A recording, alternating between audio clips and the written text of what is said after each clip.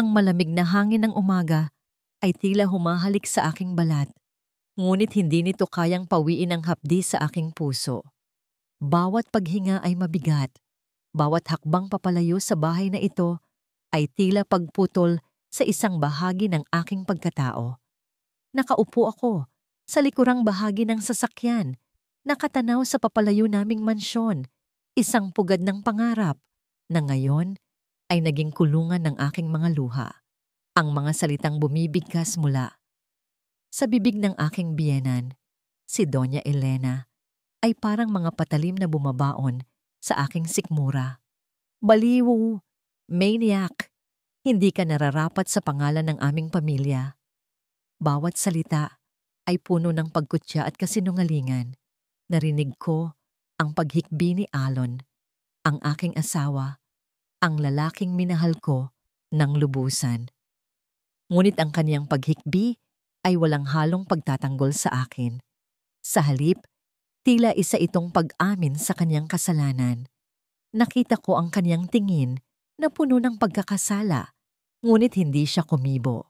Napalitan ito ng determinasyon na pilitin akong sumakay sa sasakyang ito, patungo sa isang lugar na mangangalat sa akin mula sa mundo, ang monasteryo ng pag-asa. Mahal kita, liwayway, bulong niya. Ngunit ang mga salitang iyon ay parang hangin lamang sa gitna ng bagyong dala ng kaniyang ina. Kasinungalingan. Lahat ay kasinungalingan. Sa aking tabi, si Doña Elena ay nakangisi. Isang malamig na tagumpay ang nakapinta sa kaniyang mukha. Para sa kanya, ang pagpapadala sa akin sa monasteryo ay ang pinakamadaling paraan upang burahin ang dumi sa kanilang pamilya.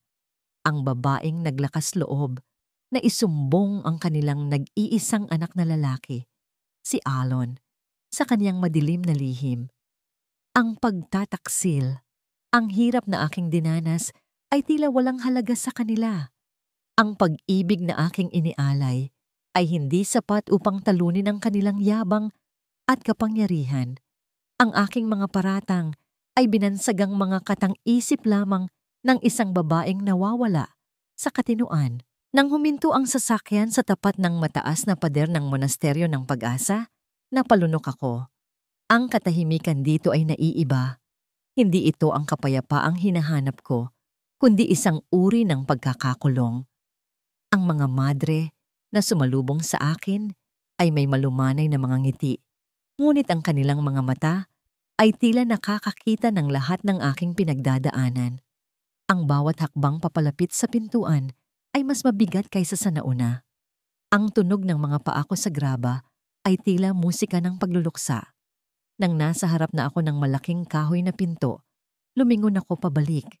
Ang sasakyan ay papaalis na. Iniwan akong mag-isa sa labas ng mundong kinagisnan ko. Ang huling sulyap ko kay Alon ay tila isang bangungot. Ang kanyang muka ay hindi ko na makilala. Para bang isang estranghero ang nakaupo roon. Ang init ng kanyang mga yakap, ang lambing ng kanyang mga halik, ang pangako ng walang hanggang pag-ibig. Lahat ba yon ay kasinungalingan lamang? Sa pagpihit ko sa seradura ng pinto, isang mahinang kaluskos ang aking narinig. Ang pagbukas nito ay tila pagbukas ng isang bagong kabanata. Isang kabanata ng pagdurusa, paghihintay, at marahil, paghahanap ng sarili. Habang pumapasok ako, ang malaking pinto ay dahan-dahang sumara sa aking likuran. Ang tunog ng pagbagsak nito ay tila pagtatapos ng isang kabanata ng aking buhay at simula ng isang mahabang paglalakbay sa dilim. Ang huling sinag ng araw ay tila napawi habang ako'y napaliligiran ng kadiliman ng monasteryo. Ang aking pagkawala ay nagsimula na. Cliffhanger. Ang tunog ng pagkalampag ng malaking pintuan ng monasteryo na nagsara ng tuluyan sa likuran ni Liwayway ay nag-iwan sa kanya sa isang mundong walang liwanag at walang kasiguraduhan. Ang mga dingding na bato ng monasteryo ng pag-asa ay naging aking bagong mundo. 2 taon.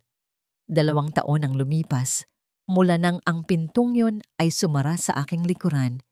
Tila ang huling yugto ng aking dating buhay. Ang bawat araw dito ay nagsimula sa tahimik na panalangin.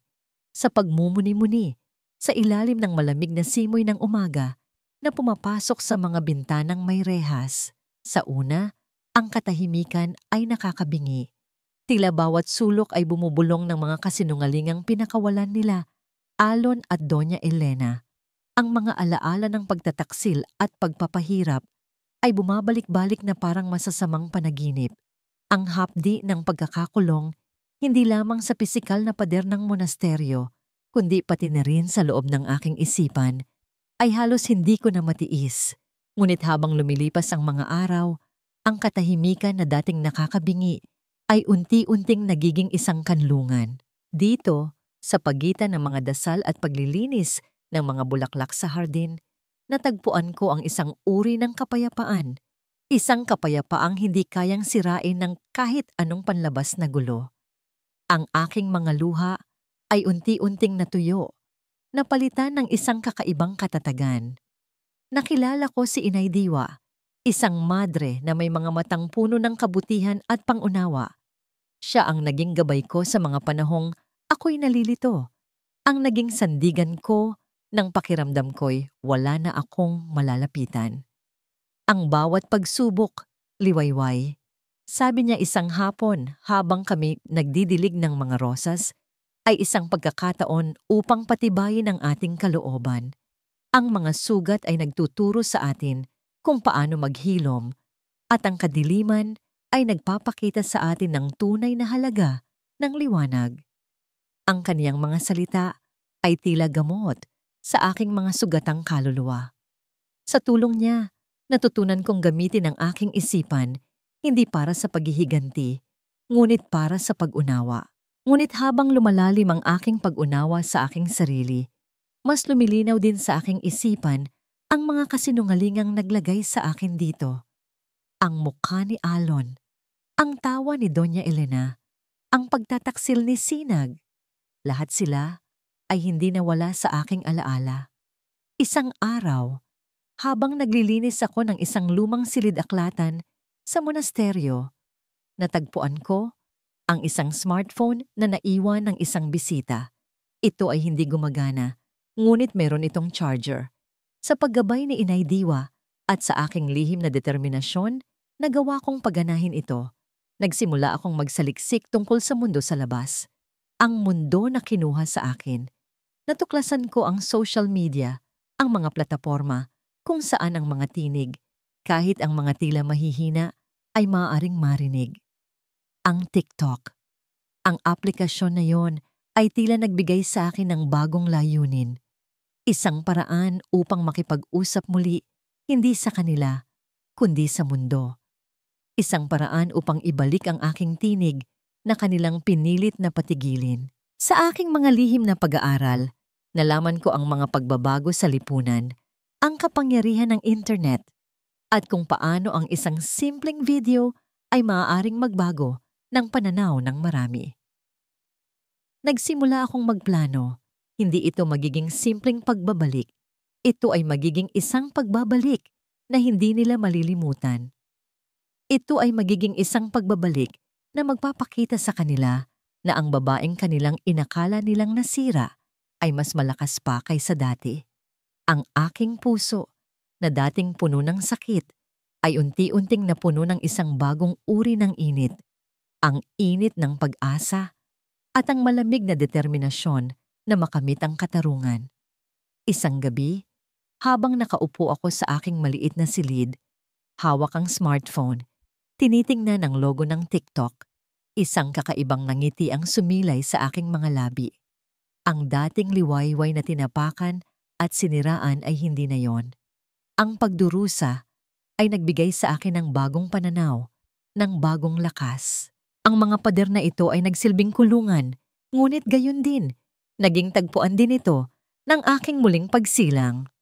Malapit na, bulong ko sa aking sarili, ang aking tinig ay puno ng pangako. Malapit na ang aking pagbabalik. Ang pag-asa ay nagsimulang tumubo sa puso kong dating puno ng kawalan. Cliffhanger. Si Liwayway ay nakatitig sa screen ng telepono. Ang mukha niya ay nababalot ng anino, ngunit ang mga mata ay nagniningning sa determinasyon habang binibigkas niya ang mga salitang, "Malapit na." Ang pagbabalik sa lungsod ng liwanag ay parang pagtapak sa isang larangan ng digmaan na minsan nang naging tahanan ko. Ang bawat pamilyar na gusali, ang bawat kalsadang dati kong nilalakaran ng may ngiti ay nagpapaalala ngayon ng sakit at pagtataksil. Ngunit wala na ang dating liwayway na mahina at palaging umiiyak. Ang babaeng bumaba mula sa boss ngayon ay may bitbit na katahimikan at determinasyon na hinulma ng 2 taong pag-iisa at pagmumuni-muni. Sa isang maliit na apartment na tinulungan akong makuha ni Inay Diwa sa pamamagitan ng kanyang mga koneksyon, inihanda ko ang aking entablado. Walang magagarang palamuti. Isang puting pader lamang, isang simpleng upuan, at ang liwanag na nagmumula sa bintana. Suot ko ang isang simpleng puting bestida. Ang buhok ko'y nakapusod ng maayos. Walang bakas ng karangyaan. Tanging ang anyo ng isang babaeng naghahanap ng kapayapaan. Ngunit sa likod ng anyong yon, nag-aalab ang isang apoy na hindi nila kailanman inaasahan. Inilagay ko ang telepono sa isang tripod. Huminga ako ng malalim. Pinapakalma ang pintig ng aking puso na puno ng pananabik at kaba. Ito na. Ang unang hakbang. Pinindot ko ang record button. Tumingin ako ng diretso sa lente na para bang tinitingnan ko ang bawat taong makakapanood. Ang aking ngiti ay banayad, ngunit ang aking mga mata ay nagsasabi ng isang kwentong mas malalim. Magandang araw po sa inyong lahat. Sinimulan ko. Ang aking boses ay kalmado at malinaw, tila isang agos ng tubig sa isang tahimik na sapa. Ako po si Liwa. Marahil isa lamang akong ordinaryong mukha sa karamihan. Ngunit sa araw na ito, nais kong ibahagi sa inyo ang isang munting pagninilay. Isang pagninilay tungkol sa katotohanan. Hindi ko binanggit ang kahit anong pangalan. Hindi ko isinalaysay ang aking trahedya. Sa halip nagsalita ako tungkol sa kung paano ang katotohanan ay parang araw. Kahit anong pilit na pagtakip ng mga ulap, darating ang sandali na sisikat at sisikat pa rin ito. Nagsalita ako tungkol sa integridad, sa kahalagahan ng pagiging tapat hindi lamang sa iba, kundi lalo na sa sarili. Bawat salita ay pinili ko ng may pag-iingat. Bawat isa ay may dalang bigat at kahulugan na tanging ang mga taong nakasakit sa akin ang lubos na makakaunawa. Nang matapos ang video, pinatay ko ang record at pinanood ito ng isang beses.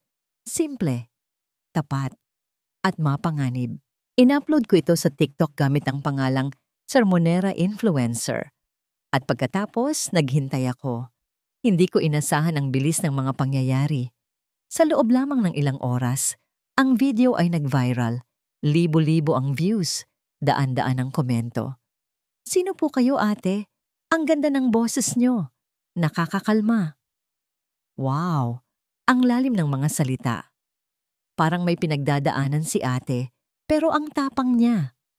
Ang kanilang mga salita ay nagbigay sa akin ng lakas. Ngunit hindi iyon ang reaksyon na tunay kong hinihintay. Nai-imagine ko na ang eksena. Si Alon, nasa gitna ng isang mahalagang business meeting, ang kaniyang mamahaling relo ay kumikinang sa ilalim ng ilaw ng conference room. Biglang may magpapadala sa kanya ng link. Isang kasosyo o isang empleyado. Sir, viral po ito. Kamukha po ng dati niyong asawa. Bubuksan niya ito ng walang gana, ngunit sa unang segundo pa lang na makita niya ang aking mukha at marinig ang aking boses, ang kaniyang mundo ay hihinto. Ang kaniyang mukha ay mamumutla. Ang hawak na ballpen ay malalaglag. Ang maskara ng isang matagumpay na negosyante ay malulusaw at lilitaw ang takot. At sisinag. Siguradong nagbabrowse siya sa kanyang telepono, abala sa pagpapakita ng kanyang mga bagong alahas o mamahaling bag. Mapapanood niya ang video ko. Sa una, tatawa siya ng may pang-aalipusta. Sino namang madre-madrehan ito? Ngunit habang tinititigan niya ang aking mukha, ang tawa niya ay maglalaho. Ang galit at inggit ay magniningas sa kanyang mga mata. Malalaman niya. Alam niyang ang bawat salita ko tungkol sa katotohanan ay isang patama sa kaniyang pagiging ahas. Ang babaeng akala niya ay tuluyan na niyang naibaon. Sa limot ay nagbalik, hindi para umiyak, kundi para lumaban. Ang aking pagbabalik ay hindi isang sigaw. Ito ay isang bulong. Isang bulong na sapat na para sirain ang kanilang pekeng kapayapaan. Isang bulong na yayanig sa pundasyon ng mga kasinungalingang kanilang itinayo. Bago ko isinara ang aking telepono para sa gabing iyon, nag-record ako ng isa pang maikling video, isang follow-up. Tinitigan ko muli ang lente. Ngunit sa pagkakataong ito, may kakaibang kislap sa aking mga mata. Cliffhanger. Nagtapos ang video sa isang close-up shot ng mukha ni Liwayway habang sinasabi niya nang may kahinahunan ngunit puno ng diin. Ang tunay na liwanag, hindi kayang tabunan ng kahit anong kadiliman. Ang tagumpay ay may sariling lasa. At sa loob ng 2 taon, iyon lamang ang aking natitikman. Nakaupo ako sa tuktok ng aking corporate empire sa loob ng isang glass-walled office kung saan tanaw ko ang buong lungsod ng liwanag. Ang bawat ilaw na kumikinang sa ibaba ay tila isang testamento sa aking kapangyarihan. Kakatapos ko lang isara ang isang multimilyong pisong kontrata. Ang mga ngiti at papuri mula sa aking mga kasosyo ay musika sa aking pandinig. Perpekto ang lahat. Maayos. Kontrolado. Hanggang sa isang notification ang sumira sa lahat. Isang message mula sa isa sa mga board members. Alon, check this out. Pamilyar ba sa'yo? Kalakip nito ay isang link sa TikTok. Nangunot ang noo ko. TikTok? Anong interes ko sa mga sumasayaw na teenager? Ngunit dahil sa respeto, binuksan ko ito. At sa isang iglap, ang matamis na lasa ng tagumpay ay napalitan ng pait. Siya. Si Liwayway. Ngunit hindi ang Liwayway na huli kong nakita. Isang babaeng wasak, umiiyak, at tila nawawala sa sarili. Ang babae sa screen ay merong kapayapaan sa kaniyang mga mata. Isang ngiti na tila kayang tumagos sa kaluluwa. Ang kaniyang boses na dati ginagamit niya para magmakaawa sa akin ay malumanay ngayon, ngunit puno ng awtoridad. Pinanood ko ang buong video at habang nagsasalita siya tungkol sa katotohanan, bawat salita ay parang isang dagitab ng kuryente na gumugulat sa aking sistema. Hindi niya ako binanggit, ngunit alam kong para sa akin ang bawat salitang yon. Excuse me! Paalam ko sa aking mga bisita, pilit na pinapanatili ang aking komposura. Pagsara ng pinto ng aking opisina, ibinato ko ang hawak kong ballpen sa mesa. Dumagundong ang galit sa aking dibdib. Paano siya nakabalik? Sino ang tumulong sa kanya? Ang sermonera influencer. Isang insulto. Ang unang instinct ko ay patahimikin siya. Kontrolin ang sitwasyon, gaya ng dati. Kinuha ko ang aking telepono at mabilis na idinial ang kaniyang lumang numero. Hindi ito makontak. The number you have dialed is no longer in service. Sinubukan ko ang lahat ng posibleng numero na may uugnay ko sa kanya. Lahat ay bigo. Nagpadala ako ng mensahe sa kaniyang mga social media accounts na matagal nang hindi aktibo. Liwayway, ano yung kalokohan ito? Tumigil ka na. Walang sagot. Mag-usap tayo. Ayusin natin to. Scene. Walang reply. Ang katahimikan niya ay mas malakas pa kaysa sa kahit anong sigaw. Ang kawalan niya ng reaksyon ay isang malinaw na mensahe. Wala na akong kontrol sa kanya. Habang ako'y nag-iisip ng susunod na hakbang, isang pamilyar na bulto ang pumasok sa aking opisina nang walang katok. Si Sinag. Ang kaniyang magandang mukha ay nababalot ng galit. Ang mga matay nag-aapoy. Nakita mo na ba? Sigaw niya, iwinawas-iwas ang kaniyang telepono. Ang santa-santita mong asawa, nagbabalik. At ano ito? Sermonera? Ginagawa niya tayong katawa-tawa, Alon. Pinagmumukha niya akong kabit sa buong mundo nang hindi man lang binabanggit ang pangalan ko. Kumalma ka, Sinag. Ako nang bahala dito. Sagot ko, pilit na pinapakita ang isang kumpiyansang hindi ko naman nararamdaman. Bahala? Alon, viral na siya. Ang mga kliyente ko, pinag-uusapan siya. Paano kung malaman nila ang lahat? Paano kung magsalita siya ng direkta?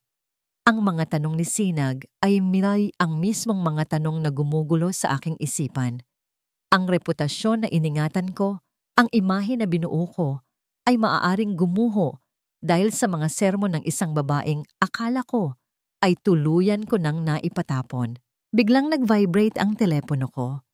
Isang bagong upload mula kay Sermonera Influencer. Ang pamagat, ang maskara ng kasinungalingan. Nagkatinginan kami ni Sinag at sabay naming pinanood. Nagsalita si Liwayway tungkol sa mga taong nagtatago sa likod ng magagarang damit at matatamis na salita. Ngunit ang kanilang mga puso ay puno ng kadiliman. Tumingin siya sa kamera at sa pagkakataong yon, pakiramdam ko ay ako mismo ang kanyang tinititigan. Nang matapos ang video, ang galit ko ay napalitan ng isang malamig na takot na mabilis ding naging isang matinding determinasyon. Tama na ang pagtatago. Tama na ang pagwawalang bahala. Kung gusto niya ng laro, ibibigay ko sa kanya. Cliffhanger. Tinitigan ni Alon ang mahinahong mukha ni Liwayway sa screen ng kaniyang telepono.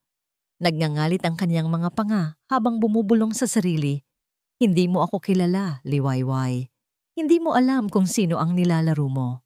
Ang bawat video na ina-upload ko ay isang bato na inihahagis ko sa isang tahimik na lawa at ang mga alon na nililikha nito ay unti-unting lumalaki. Mula sa 1,000, naging daan-daang libo at ngayon ay milyon-milyon na ang views. Ang Sermonera Influencer ay naging isang pangalan na pinag-uusapan sa mga umpukan, sa mga opisina at maging sa mga balita. Ngunit sa likod ng bawat video, sa likod ng bawat sermon tungkol sa kabutihan at katotohanan, ay ang malamig na alaala ng 2 taong pagdurusa.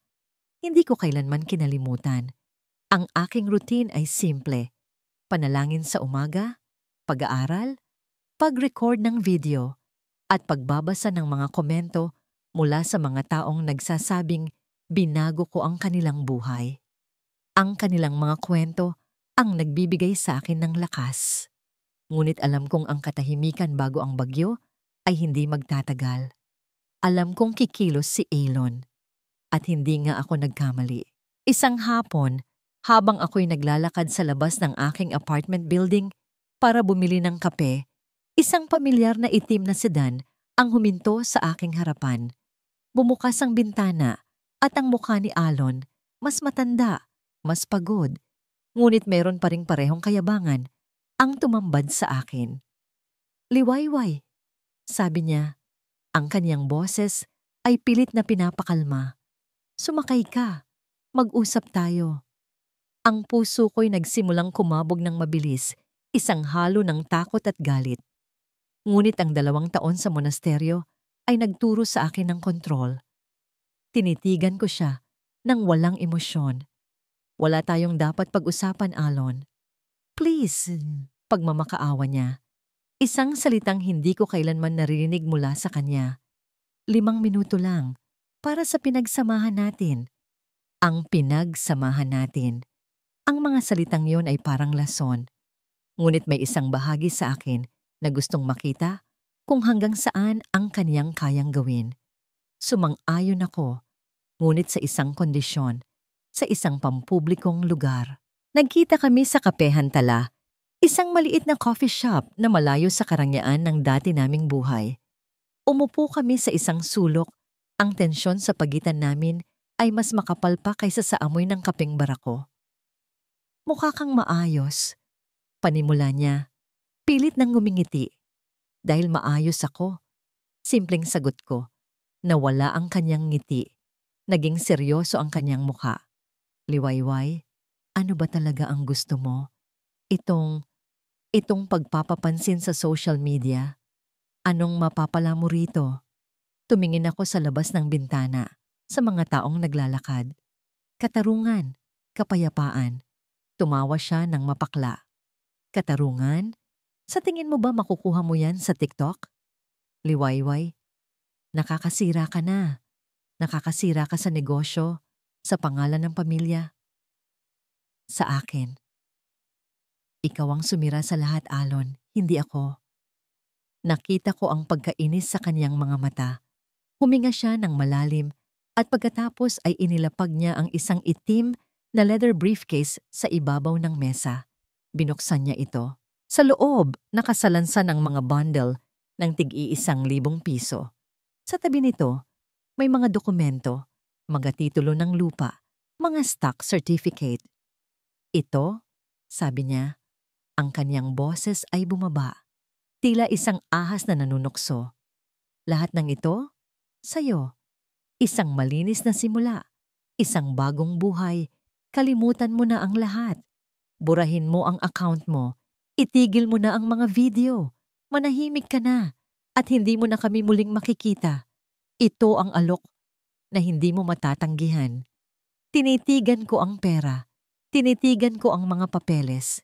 Ito ang buhay na ipinagkait nila sa akin. Ito ang kabayaran sa aking mga luha, sa aking pagkasira. Sa isang sandali, naglaro sa aking isipan ang isang buhay na tahimik, malayo sa gulo. Isang buhay na mayaman at komportable. Ito ang gusto niya. Gusto niyang isipin na ang lahat ay may presyo, na kahit ang aking dignidad ay mabibili. Dahan-dahan kong itinaas ang aking tingin mula sa briefcase patungo sa kanyang mga mata. Ang kanyang mga mata ay puno ng pag-asa. Ang pag-asa na ang dating liwayway, ang babaeng sunod-sunuran at materyosa ay naroon pa rin. Ngunit ang babaeng yon ay matagal nang namatay. Isang mapait na ngangiti ang gumuhit sa aking mga labi. Umiling ako ng dahan-dahan. Cliffhanger. Tinitigan ni Liwayway si Alon nang may paghamak at pagkaawa. At pagkatapos ay tumawa siya ng mahina.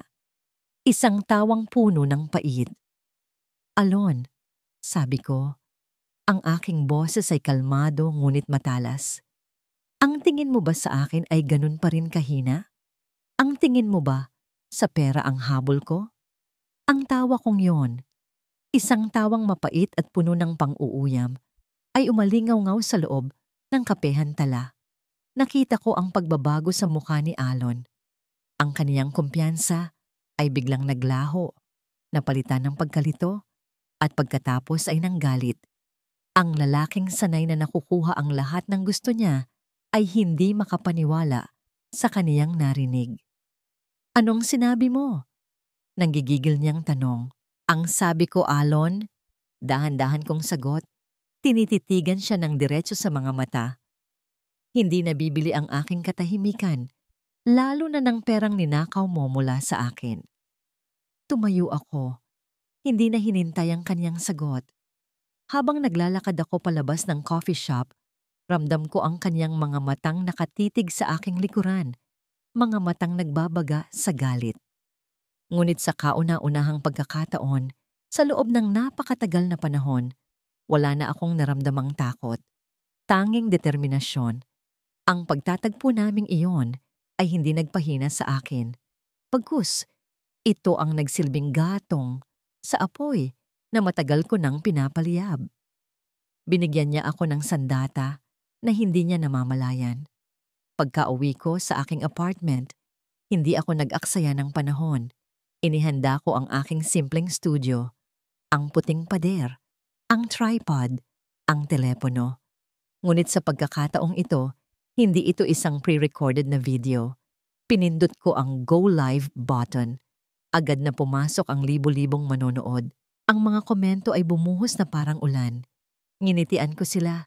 Isang nangiting totoo at nagpapasalamat. Ngunit ang aking mga mata ay may ibang sinasabi.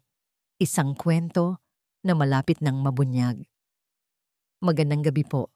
Mga minamahal kong kasama sa liwanag, panimula ko, ang aking boses ay mas matatag kaysa dati. Ngayong gabi, hindi po tayo magkakaroon ng sermon. Sa halip mayroon po akong isang kwento at isang tanong. Huminga ako ng malalim. Paano kung ang taong pinagkatiwalaan ninyo ng buong puso, ang taong minahal ninyo nang higit pa sa inyong sarili, ay subukang bilhin ang inyong katahimikan? Paano kung matapos kayong saktan, tapakan, at itapon na parang basura, ay babalik siya hindi para humingi ng tawad, kundi para mag-alok ng pera kapalit ng inyong pananahimik? Ang comment section ay sumabog.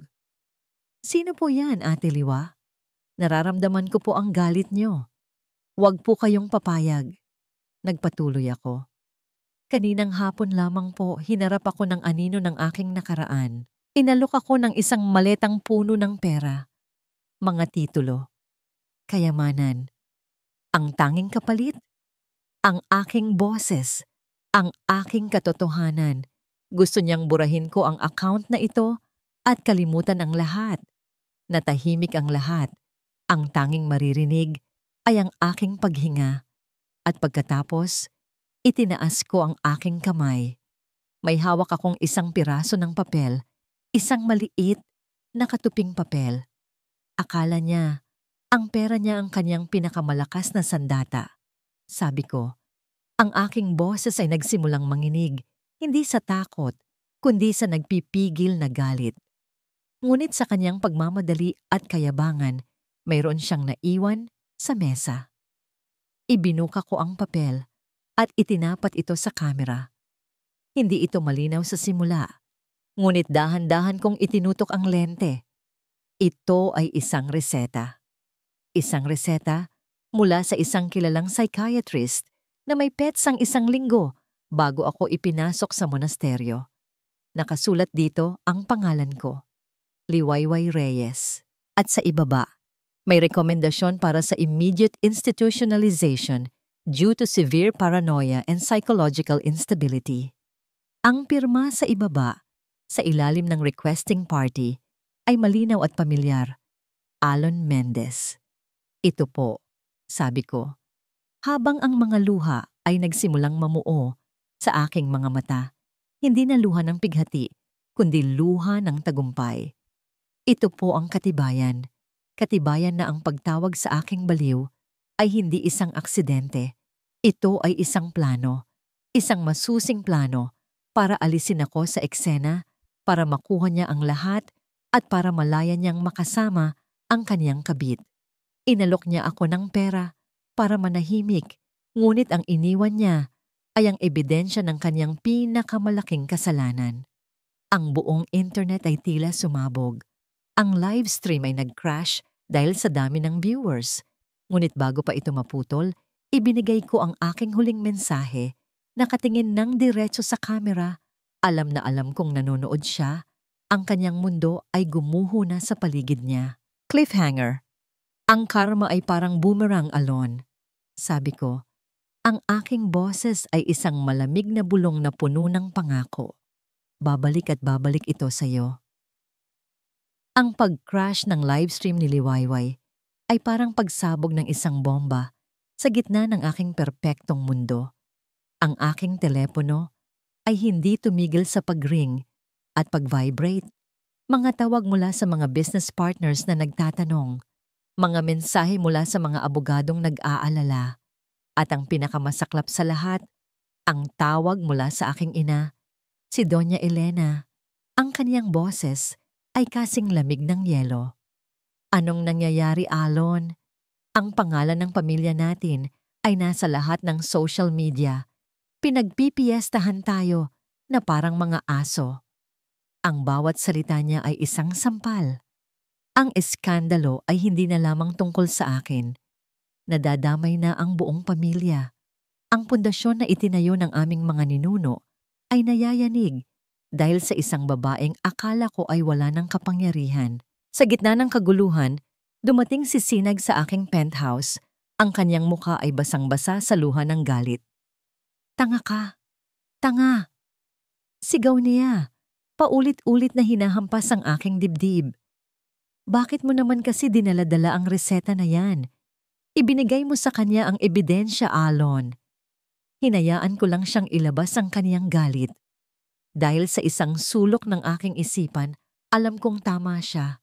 ang aking kayabangan, ang aking paniniwala na kontrolado ko ang lahat ang nagdala sa amin sa sitwasyong ito. Nang kumalma na ang lahat, nagtipon kami sa mansyon ng aking mga magulang. Ako, si Sinag, at si Doña Elena. Isang konseho ng digmaan na nabuo dahil sa desperasyon. Si Doña Elena ang unang nagsalita. Ang kanyang boses ay kalmado ngunit puno ng panganib. Wala nang silbi ang pag-iyak at pagsisigawan. Sabi niya, ang tingin niya ay nakapako sa akin. Tapos na ang pagiging malinis. Kung gusto niyang maglaro ng marumi, ibibigay natin sa kanya ang isang impyerno na hindi niya malilimutan. Dito nabuo ang plano. Isang plano na may 3 sangay.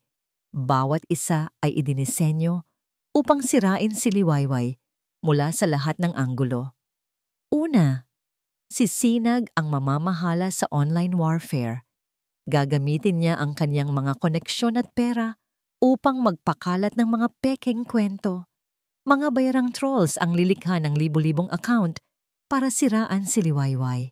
Maglalabas sila ng mga pekeng larawan, mga gawa-gawang testimonya mula sa mga dating kaibigan na magsasabing si Liwayway ay palaging may problema sa pag-iisip o di kaya'y mayroon siyang lihim na kalaguyo noon pa man. Ang layunin, wasakin ang kaniyang kredibilidad. Gawing isang sinungaling at baliw ang sermonera influencer sa mata ng publiko. Pangalawa, ako ang gagamit ng aking kapangyarihan at impluensya. Tatawagan ko ang aking mga kaibigan sa media, sa gobyerno. Susubukan kong ipatanggal ang kaniyang mga account sa social media dahil sa pagpapakalat ng maling impormasyon. Gagamitin ko ang aking pera para takutin ang sino mang susubok na tumulong sa kanya. Ang layunin, putulin ang kanyang boses. Alisin ang kanyang plataporma. At ang pangatlo, ang pinakamahalaga at pinakamalupit na bahagi ay nasa ilalim ng pamamahala ni Doña Elena. Lahat ng tao ay may kahinaan, Alon, sabi niya. Ang kaniyang mga mata ay nanlilisik. At ang kahinaan ng babaeng iyon ay ang mga taong nagmamalasakit sa kanya. Ang target, si Inay Diwa, ang matandang madre na tumulong kay Liwayway. Nag-utos si Mama na ipahanap ang lahat ng impormasyon tungkol sa madre, ang kaniyang pamilya, ang kaniyang kasaysayan. Gagamitin namin ito para puwersahin si Liwayway na tumigil. Hindi namin siya direktang sasaktan. Sa halip, gagawin naming miserable ang buhay ng mga taong mahal niya hanggang sa siya na mismo ang sumuko. Sa mga sumunod na araw, isinagawa namin ang aming plano. Ang internet ay napuno ng kasinungalingan tungkol kay Liwayway. May mga araw na bumababa ang kaniyang mga tagasunod. Ngunit nanatili siyang matatag. Patuloy pa rin siya sa kaniyang mga sermon, bagamat halata na sa kaniyang mga mata ang pagod at sakit. Kaya't kinailangan naming isagawa ang huling hakbang. Isang gabi, habang kausap ko sa telepono ang aking ina, sinabi niya ang mga salitang magpapabago sa lahat. Nasa mga tauhan ko na ang madre, Alon. Walang nakakaalam. Dinala siya sa isang lugar kung saan makakapag-isip-isip siya. Isang malamig na pakiramdam ang gumapang sa aking kalooban. Ito na yon. Ang huling baraha. Ang alas na sisira kay Liwayway ng tuluyan. Siguraduhin niyong hindi siya masasaktan, Ma. Sabi ko, kahit na sa loob ko ay alam kong ang takot ay isang uri rin ng pananakit. Huwag kang mag-alala, anak. Isang tawag lang ang kailangan, sagot niya. Isang tawag mula sa kanya patungo kay Liwayway at lahat ng ito ay matatapos na. Cliffhanger. Pagkababa ng telepono, tumayo si Alon at tumingin sa bintana. Sa kumikinang na lungsod ng liwanag, isang malamig na ngiti ang sumilay sa kanyang mga labi. Sa wakas, nahanap na niya ang susi. Ang susi para muling patahimikin si Liwayway, minsan at para sa lahat. Hindi niya alam na ang tawag na yon ay hindi magiging katapusan, kundi simula ng isang mas malaking bangungot para sa kanya. Ang tagumpay ay panandalian. Ito ang malupit na katotohanang natutunan ko sa mga sumunod na araw pagkatapos ng aking live stream. Sa simula, nasa akin ang simpatsya ng publiko. Ang reseta ay naging simbolo ng kalupitan ni Alon. Ngunit ang pamilya Mendez ay hindi isang kalaban na madaling patumbahin. Para silang isang halimaw na may maraming ulo. Putulin mo ang isa, may dalawang papalit. Sinimulan nila ang kanilang ganti. Ang social media, na minsan kong naging sandata, ay naging isang larangan ng digmaan kung saan ako ang target. Libo-libong peking account ang biglang sumulpot. Lahat ay nagkakalat ng pare-parehong mensahe. Sinungaling ako. Baliw ako. Isang manggagamit. Naglabasan ang mga larawang inedit, mga kwentong walang katotohanan. Ang dating mga papuri sa comment section ay unti-unting napalitan ng mga tanong, pagdududa at sa huli ng panlalait. Sinubukan kong labanan. Gumawa ako ng mga video para pabulaanan ang mga paratang. Ngunit paano mo lalabanan ang isang hukbo ng mga anino? Paano mo ipagtatanggol ang iyong sarili laban sa mga kasinungalingang paulit-ulit na ipinapakalat hanggang sa magmukha na itong katotohanan? Nararamdaman ko ang pagod. Ang bawat araw ay isang pakikibaka, hindi lamang laban sa kanila, kundi laban na rin sa aking sariling pag-aalinlangan. Isang umaga, nagising ako sa isang email mula sa TikTok. Warning: your account has been flagged for spreading misinformation and harmful content. Further violations may result in permanent suspension. Ang kanilang mga kasinungalingan ay umabot na sa mga taong may kapangyarihan. Ang aking plataporma, ang aking tanging boses ay nanganganib na mawala. Tila ang mga pader ay muling nagsasara sa paligid ko. Ngunit ang lahat ng iyon ay walang-wala kumpara sa tawag na natanggap ko ng gabing iyon. Isang unknown number. Sa una, hindi ko ito pinansin. Ngunit nang tumawag ito sa ikatlong pagkakataon, isang malamig na kaba ang gumapang sa aking dibdib. Sinagot ko ito. Katahimikan sa kabilang linya.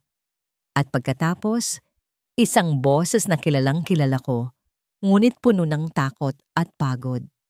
Liwa, anak, Inay Diwa?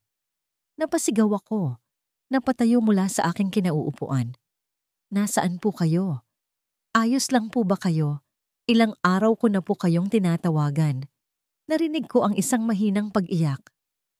Liwa, kailangan mong itigil na ito. Ano pong ibig niyong sabihin, Inay? Ang lahat ng ito, ang mga video, ang paglaban mo sa kanila, garalgal ang kanyang boses. Sabi nila, kung hindi ka titigil, may masamang mangyayari sa pamilya ko sa probinsya.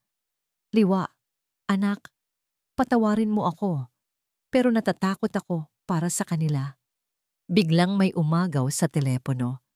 Isang malamig at pamilyar na boses ang pumalit. Si Doña Elena. Narinig mo ang madre, liwayway. Sabi niya, walang bahid ng emosyon. Madali lang ang pagpipilian. Ang iyong krusada o ang kapakanan ng mga taong walang kasalanan. Itigil mo ang kahibangan mo, burahin mo ang iyong account, at mag-issue ka ng public apology. Sabihin mong lahat ay kasinungalingan at gawa-gawa mo lang dahil sa iyong sakit.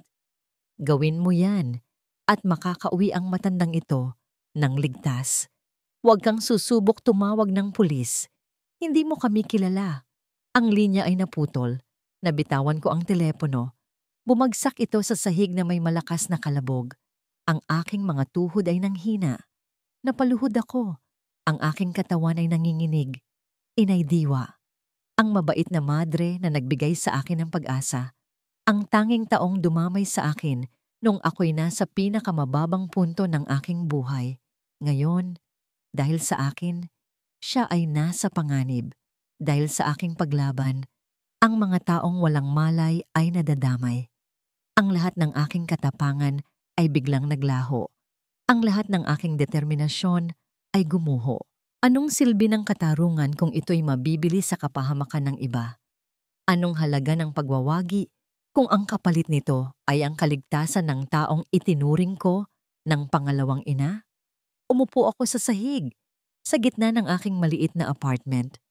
Ang kadiliman sa labas ng bintana ay tila pumasok sa loob ng silid, sa loob ng aking puso. Tinitigan ko ang aking refleksyon sa madilim na screen ng telebisyon. Isang babaeng pagod, isang babaeng talunan. Nakuha nila ang gusto nila. Sinira nila ako. Muli, wala na. Tapos na. Talo na ako. Cliffhanger. Habang si Liwayway ay nakaluhod sa sahig, basag at walang pag-asa, isang mahinang katok ang narinig niya mula sa kaniyang pinto. Isang katok na tila nagmumula sa ibang mundo. Nag-alinlangan siyang tumayo. Hindi alam kung sino ang nasa likod nito. Isang kaaway o isang hindi inaasahang pag-asa sa gitna ng kaniyang pinakamadilim na sandali. Ang katok sa pinto ay tila nanggagaling sa napakalayong lugar. Ang aking katawan ay mabigat. Ang aking isipan ay manhid. Para saan pa ang paggalaw? Para saan pa ang pagbukas ng pinto kung sa labas nito ay naghihintay lamang ang mas malaking kadiliman? Ngunit ang pagkatok ay nagpatuloy. Mahina, ngunit mapilit. Dala ng kung anong natitirang lakas, dahan-dahan akong tumayo. Ang bawat hakbang patungo sa pinto ay isang pakikibaka. Sumilip ako sa peephole. Isang lalaking nasa mid-40s, nakasuot ng simpleng polo shirt at salamin, ang nakatayo sa labas. Ang kaniyang muka ay pamilyar, ngunit hindi ko matandaan kung saan ko siya nakita. Ang kaniyang postura ay nagpapakita ng kaba. Sa kabila ng aking pag-aalinlangan, binuksan ko ang pinto ng bahagya. Sino po sila? Tanong ko. Ang aking boses ay paos. Ang lalaki ay tila nagulat na makita ako sa ganoong kalagayan. Miss Liwayway Reyes? Tanong niya. Ako po si Mang June. Dati po akong driver. Driver po ni Sir Alon. Ang pangalan ni Alon ay nagdulot ng panibagong kirot sa aking dibdib. Anong kailangan ng dati niyang driver sa akin? Isinugo ba siya ni Alon para lalo akong guluhin? Wala akong panahon para sa'yo, sabi ko, akmang isasara ang pinto. Sandali lang po, ma'am, mabilis niyang sabi, iniharang ang kaniyang kamay. Hindi po ako isinugo ni Sir. Sa katunayan, kaya po ako nandito ay dahil sa kanya, dahil sa ginawa niya sa inyo at sa ginawa niya sa akin. Nakita ko ang pait sa kanyang mga mata, isang pait na pamilyar sa akin. Binuksan ko ng mas malaki ang pinto at pinapasok siya. Umupo si Mang June sa maliit na sopa. Ang kanyang mga kamay ay nanginginig habang hawak ang isang lumang sobre. Matagal ko na po itong gustong gawin, ma'am, panimula niya. Mula pa nung araw na ihatid ko kayo sa monasteryo, nakita ko po ang lahat. Narinig ko po ang usapan nila sa sasakyan. Alam ko pong hindi kayo baliw. Bakit ngayon lang? Tanong ko. Ang aking boses ay walang emosyon. Natakot po ako, ma'am. May pamilya po ako. Tinanggal po ako sa trabaho ni Sir Alon matapos ang araw na yon. Para daw po siguraduhing walang makakapagsalita. Binantaan niya po ako. Pero nang mapanood ko po ang mga video niyo, ang tapang niyo po. Nakonsensya po ako. Hindi po tama ang ginawa nila. Mula sa sobre, inilabas niya ang isang maliit na bagay. Isang USB flash drive. Noong mga huling linggo ko po sa serbisyo, palagi pong may kausap si Sir Alon sa telepono sa loob ng kotse. Tungkol po sa mga negosyo. Mga negosyong hindi po tama. Akala niya po, simpleng driver lang ako na walang pakialam. Pero ang sasakyan po ay may dashcam na may audio recording na isaksak ko po ito sa computer sa bahay isang gabi. At kinopya ko po ang mga files bago ko ito burahin sa memory card. Para lang may panigurado ako. Iniabot niya sa akin ang USB. Nandyan po ang mga usapan niya. Tungkol sa pag-frame up sa inyo. Tungkol sa pagtatago ng pera sa mga dummy accounts. Tungkol sa panunuhol sa ilang opisyal. Ito na po siguro ang pagkakataon para lumabas ang lahat ng ito. Kinuha ko ang USB. Ang aking mga kamay ay nanginginig na rin. Ito ang bomba. Ito ang sandatang higit pa sa isang reseta. Ito ang katotohanan na hindi nila kayang pagtaguan. Tumingala ako kay Mang Jun. Ang mga luha ay nagsimulang dumaloy sa aking mga pisngi. Ngunit ngayon, ito'y mga luha ng pasasalamat. Sa gitna ng aking kawalan ng pag-asa, isang hindi inaasahang bayani ang dumating. Isang ordinaryong tao na piniling gawin ang tama. Salamat, bulong ko. Maraming salamat. Nang makaalis na si Mang Jun, agad kong isinaksak ang USB sa aking laptop. Ang mga narinig ko ay mas masahol pa sa aking inaasahan. Ang boses ni Alon, malinaw at mayabang habang idinedetalye ang kanyang mga krimen, ang pagbanggit niya sa pangalan ni Sinag at maging ng kanyang ina. Ito na ang katapusan nila. Biglang nagring ang aking telepono. Isang text message mula sa isang hindi kilalang numero. Nasa Baryo Amihan, si Inay Diwa. Ligtas siya, isang kaibigan. Kasabay ng text ay isang larawan ni Inay Diwa na ligtas sa isang maliit na kapilya kasama ang ilang madre. Napahagulhol ako sa saya at ginhawa. Sino ang tumulong? Hindi ko alam. Marahil ay mayroon ding konsensya sa loob ng kanilang kampo. O marahil, ang balita tungkol sa pagdukot kay Inay Diwa ay kumalat at may nagmalasakit na kumilos. Ang kadiliman na bumabalot sa akin ay biglang nagliwanag. Ang pag-asa na akala ko'y tuluyan ng namatay ay muling nabuhay, mas maliwanag at mas malakas kaysa dati. Hindi pa tapos ang laban. Sa katunayan, ngayon pa lang ito magsisimula. Tumayo ako, pinunasan ang aking mga luha. Tumingin ako sa kamera na nakatayo pa rin sa sulok. Ang aking determinasyon ay bumalik. 100 beses na mas matindi. Hindi na ako natatakot. Cliffhanger. Hawak ni Liwayway ang USB sa isang kamay at ang telepono sa kabilang kamay. Tumingin siya nang diretso sa lente ng kamera. Ang kanyang mga mata ay nag-aapoy sa isang bagong determinasyon. Bukas, bulong niya sa katahimikan ng silid. Lahat malalaman nila ang tunay na mukha mo, Alon. Walang anunsyo, walang paunang abiso. Sa kasagsagan ng primetime, kung kailan ang lahat ay nakatutok sa kani-kanilang mga screen, muli akong nag-live. Ngunit sa pagkakataong ito, ang background ko ay hindi na ang puting pader ng aking apartment. Nasa labas ako, sa isang simpleng hardin sa Baryo Amihan, ang lugar kung saan pansamantalang dinala si Inay Diwa. Sa likuran ko, ang papalubog na araw ay nagbibigay ng isang ginintuang liwanag, tila isang hudyat mula sa kalangitan. Ang bilang ng mga manonood ay umakyat ng mas mabilis kaysa dati. Mula sa 1,000, naging daan-daang libo, hanggang sa umabot sa milyon-milyon sa loob lamang ng ilang minuto. Ang balita ng aking biglaang live stream ay kumalat na parang apoy.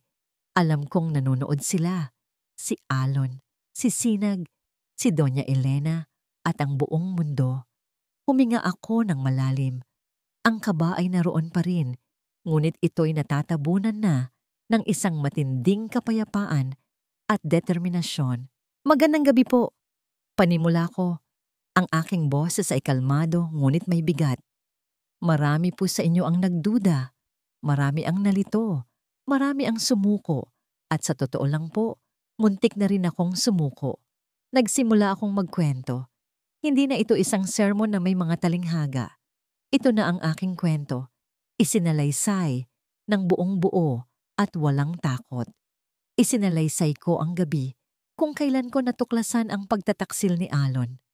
Ang sakit, ang komprontasyon, ang plano nilang pagtawag sa akin na baliw, ang pagpilit sa akin na pumasok sa monasteryo, ang 2 taon ng paghihilom, ang aking pagbabalik. Tinawag nila akong sinungaling. Pagpapatuloy ko, ang aking boses ay nagsimulang magkaroon ng diin. Sinabi nilang ako ay may sakit sa isip. Gumastos sila ng milyon-milyon para sirain ang aking pagkatao at patahimikin ang aking boses. Ngunit may isang bagay silang kinalimutan. Itinaas ko ang maliit na USB flash drive na ibinigay sa akin ni Mang Jun. Ikinonekta ko ito sa aking laptop na nasa aking harapan. Nakalimutan nilang ang katotohanan ay palaging nagiiwan ng bakas. At pagkatapos, pinindot ko ang play. Ang unang maririnig ay ang boses ni Alon, malinaw at mayabang, kausap ang isang abogado sa telepono mula sa loob ng kaniyang kotse. Siguraduhin mong lahat ng papeles ay maayos. Kailangan nating maipasok si Liwayway sa monasteryo bago pa siya makapagsalita tungkol sa mga dummy accounts. Gawaan mo ng paraan. Sabihin mong unstable siya. Ang comment section ay sumabog sa galit. Ang mga manonood ay hindi makapaniwala sa kanilang naririnig. Pinatugtog ko ang sunod na recording. Ang boses ni Alon, kausap naman ang isang kasosyo sa negosyo. Oo, malinis ang pagkakagawa. Ang lahat ng assets ni Liwayway ay nailipat na sa pangalan ko bago pa man ideklara ng doktor na incapacitated siya. Ang doktor? Bayad na. Lahat ay kontrolado. Sunod-sunod kong pinatugtog ang mga audio clip. Ang bawat isa ay isang pako na lalong nagbaon sa kanila sa hukay na sila mismo ang gumawa. Ang mga usapan tungkol sa panunuhol. Ang mga plano kung paano itatago ang kanilang mga yaman. Ang pag-uusap nila ni Sinag tungkol sa kanilang kinabukasan habang ako ay nakakulong at nagdurusa. Ang buong Pilipinas ay naging saksi sa kanilang kabulukan. Hindi na ito tungkol sa akin. Ito ay tungkol sa isang sistema ng kasinungalingan at kasakiman. Habang tumutugtog ang huling audio clip, tinitigan ko ang kamera. Hinanap ko ang mga mata ni Alon sa pamamagitan ng lente. Alon, sabi ko, tinatawag ang kaniyang pangalan sa unang pagkakataon sa publiko. Doña Elena, Sinag. Ito ang katotohanan.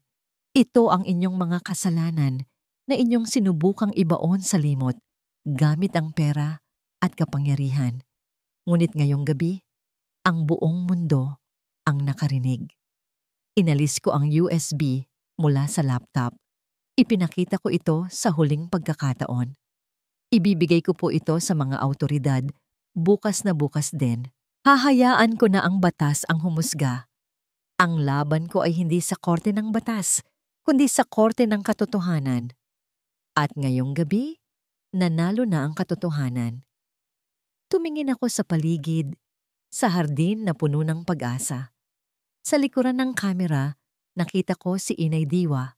Nakangiti sa akin habang may mga luhang dumadaloy sa kanyang mga pisngi. Ngumiti ako pabalik. Cliffhanger. Bago ko tinapos ang live stream, kinuha ko ang isang maliit na bagay mula sa aking bulsa, ang luma naming wedding ring, na suot ko pa rin hanggang sa araw na yon. Dahan-dahan ko itong hinubad at inilagay sa mesa. Ito ang huli kong mensahe para sa iyo, Alon. Sabi ko, ang aking boses ay malumanay na ngayon, walang bakas ng galit, tanging pagpapalaya. Sana makahanap ka ng kapatawaran sa iyong sarili. At pagkatapos, pinatay ko ang broadcast. Iniwan ang buong bansa sa isang estado ng pagkabigla at pagkamulat. Ang katahimikan pagkatapos ng live stream ni Liwayway ay mas nakakabingi kaysa sa kahit anong sigaw. Nakatayo ako sa gitna ng sala ng mansyon, sa tabi ni Mama at ni Sinag. Lahat kami ay nakatulala sa itim na screen ng telebisyon na para bang naghihintay na bumalik siya at sabihing lahat ng yon ay isang masamang biro. Ngunit walang bumalik. Tanging ang bigat ng katotohanan ang naiwan, dumadagan sa aming mga balikat hanggang sa halos hindi na kami makahinga. Ang unang bumagsak ay ang telepono, sunod-sunod, walang tigil. Mga tawag mula sa aming mga abogado, nagpapanik. Mga tawag mula sa bangko, nag-aanunsyo ng biglaang pag-freeze sa aming mga account dahil sa suspicious activities. Mga tawag mula sa mga board members ng aking kumpanya, humihingi ng isang emergency meeting para sa aking agarang pagpapatalsik. Ang imperyong binuo ng aming pamilya sa loob ng maraming dekada ay gumuho sa loob lamang ng ilang minuto. Sisinag ang unang sumabog. "Tapos na tayo! Tapos na!" Sigaw niya, ang kanyang mukha ay nababalot ng takot at galit. "Sinira mo ang buhay ko, Alon! Sinira mo tayong lahat!" Tumakbo siya palabas ng mansyon, umiiyak, at hindi ko na siya sinubukang pigilan. Alam kong yun na ang huling pagkakataon na makikita ko siya. Sa mundo namin, ang mga tao ay lumalapit lamang sa tagumpay. Lumalayo sila sa pagbagsak. Ang aking ina, ang matibay na si Doña Elena, ay napaupo na lamang sa sopa. Ang kanyang mukha ay tila tumanda ng 10 taon. Ang kanyang mga mata, na dati puno ng apoy at kapangyarihan, ay blangko ngayon. Tila hindi niya matanggap ang pagkatalo. Kinaumagahan, ang aming mansyon ay pinalibutan na ng mga media van. Ang mga reporter ay parang mga buwitreng naghihintay sa aming paglabas. Sa gate, may mga taong nagpoprotesta. May dalang mga placard na may mukha ni Liwayway at mga salitang katarungan para kay Liwa. Ang pangalan ng aming pamilya, na dati simbolo ng respeto, ay naging simbolo na ngayon ng kasinungalingan at krimen. Ilang araw ang lumipas sa isang malabong pagkakasunod-sunod ng mga pangyayari. Dumating ang mga investigador. Ang aming mga ari-arian ay sinamsam. Ang bawat kasinungalingan, bawat krimen na itinago namin, ay isa-isang hinukay at inilabas sa liwanag. Wala na kaming matatakbuhan. Isang hapon, habang ako'y palabas ng istasyon ng pulisya matapos ang isa na namang mahabang interogasyon, nakita ko siya, si Liwayway. Nakatayo siya sa kabilang kalye, sa tapat ng isang maliit na simbahan. Hindi na siya ang sermonera influencer. Nakasuot lamang siya ng simpleng blusa at pantalon. Tahimik siyang nagmamasid. Ang aming mga mata ay nagtagpo. Sa sandaling iyon, ang lahat ng galit at pagmamataas sa aking puso ay biglang naglaho. Ang natira na lamang ay isang malawak na kawalan. Nakita ko sa kanyang mga mata hindi ang tagumpay ng isang kaaway, kundi ang kalungkutan ng isang taong nakasaksi ng isang malaking trahedya. Walang paghihiganti sa kanyang tingin, tanging awa. Dahan-dahan siyang tumawid sa kalye, papalapit sa akin. Ang mga reporter ay nagsimulang magkagulo, ngunit tila hindi niya sila napapansin. Huminto siya sa aking harapan. "Alon?" sabi niya. Ang kanyang boses ay mahinahon. "Liwayway, patawad." Iyon lamang ang salitang lumabas sa aking bibig. Isang salitang matagal ko nang dapat sinabi. Umiling siya ng bahagya. "Hindi ako ang dapat mong hingan ng tawad. Ang sarili mo at ang Diyos." Tumingin siya sa akin at sa huling pagkakataon, nakita ko ang anino ng babaeng minsan kong minahal. Sana ay matagpuan mo ang kapayapaan," sabi niya. Pagkatapos ay tumalikod na siya at nagsimulang maglakad palayo. Hindi na siya lumingon pa. Pinanood ko siyang maglakad. Ang kanyang bulto ay unti-unting lumiliit sa gitna ng magulong syudad. Iniwan niya ako roon, nakatayo sa gitna ng mga guho ng aking buhay. Dala-dala ang bigat ng aking mga kasalanan at ang isang salitang ibinigay niya sa akin na hindi ko inaasahan, hindi paghihiganti, kundi isang paalam na puno ng kapayapaan. Cliffhanger. Transition to final chapter. Habang naglalakad palayo si Liwayway, isang pakiramdam ng kalayaan ang bumalot sa kanya. Hindi na siya bilanggo ng kanyang nakaraan. Malaya na siya. Malaya na siyang simulan ang tunay na liwayway, ang binmin ng kanyang bagong bukas. Ang paghihiganti ay parang tubig alat. Sa una, pamatid uhaw, ngunit sa huli, iiwan ka lamang nitong mas lalong nauuhaw. Ito ang natutunan ko matapos ang lahat. Ang pagbagsak ni Alon at ng kanyang pamilya ay hindi nagdulot sa akin ng kasiyahan, kundi ng isang malalim na realisasyon.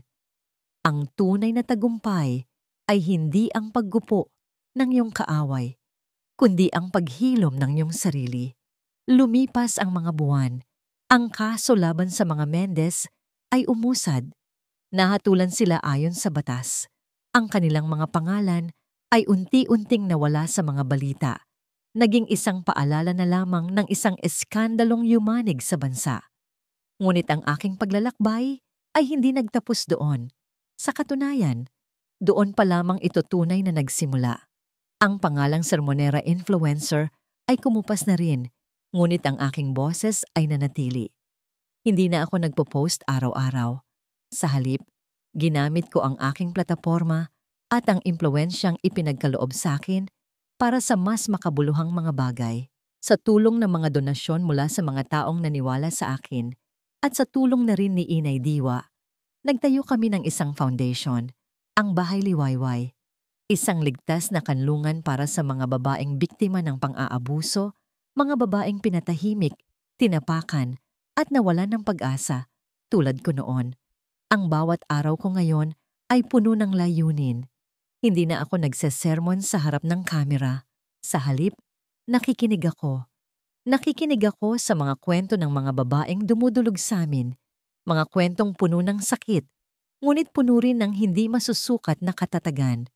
Ibinabahagi ko sa kanila ang aking sariling karanasan, hindi bilang isang influencer, kundi bilang isang kapwa survivor, isang kapatid.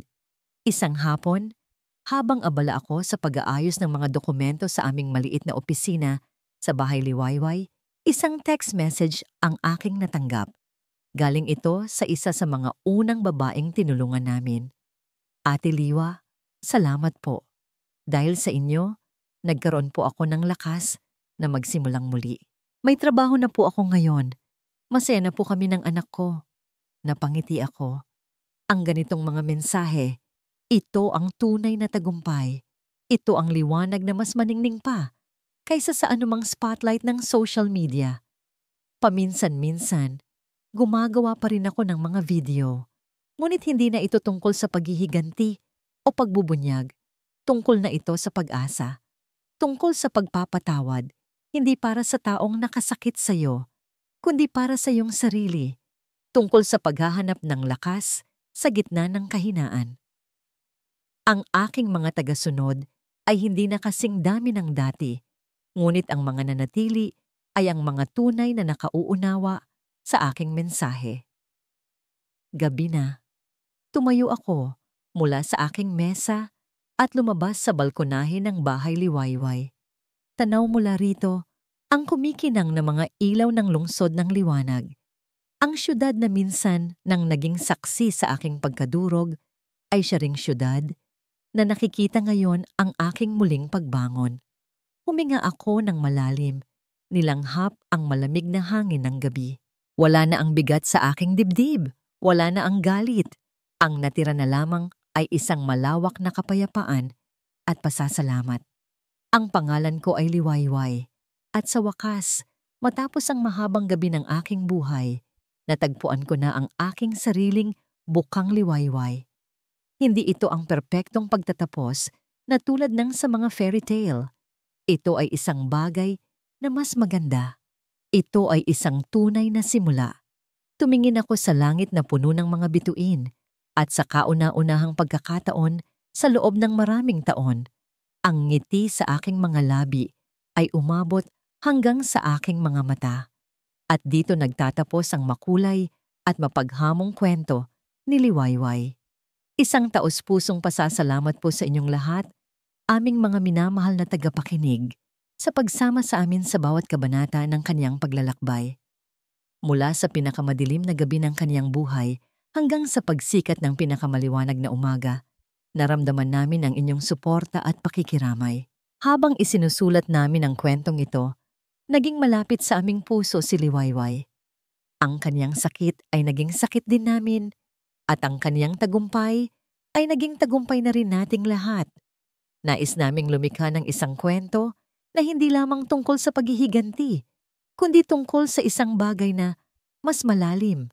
Ang kapangyarihan ng paghilom, ang tapang na bumangon mula sa pagkakadapa, at ang paghahanap ng liwanag sa kabila ng kadiliman. Sana po, ang mensahe ng pag-asa at katatagan ay manatili sa inyong mga puso, na sa bawat pagsubok, gaano man ito kabigat, Mayroong lakas sa loob natin na hindi natin inaakala. At ang tunay na kapayapaan ay matatagpuan hindi sa paggupo ng iba, kundi sa pagpapatawad at pagmamahal sa ating sarili. Ang inyong mga komento at mensahe ay nagbibigay buhay sa aming mga kwento. Nais naming marinig ang inyong mga saloobin. Aling bahagi ng paglalakbay ni Liwayway ang pinakanagmarka sa inyo? Anong aral ang inyong babaunin? Ang inyong bawat salita ay mahalaga at nagsisilbing inspirasyon sa amin. Muli, maraming salamat po. Hanggang sa susunod nating pagkikita sa panibagong kwento ng buhay at pag-ibig. Nagmamahal, Pusong Pinoy Tales.